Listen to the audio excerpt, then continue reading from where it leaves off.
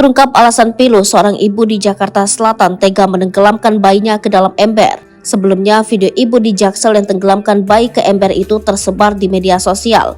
Setelah diunggah, video memperlihatkan aksi ibu di Jaksel menenggelamkan bayi itu langsung viral di jagat maya. Diketahui sosok ibu tersebut berinisial A. Usai aksinya viral, sosok A langsung diperiksa oleh kepolisian.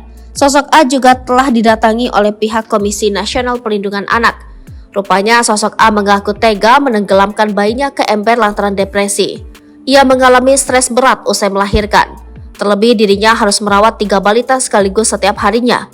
Adapun sosok A mengaku bahwa ia melakukan aksi tersebut secara tidak sadar.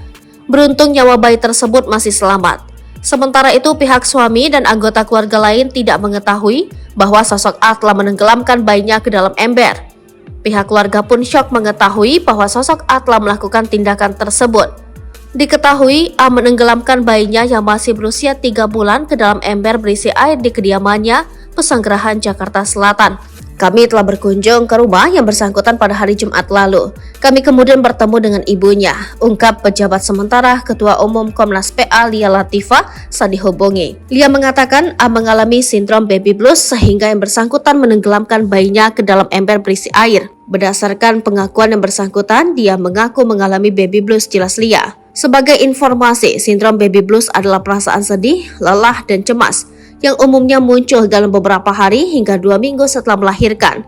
Jika gejala ini tak mereda, kemungkinan besar seorang ibu menderita depresi pasca persalinan.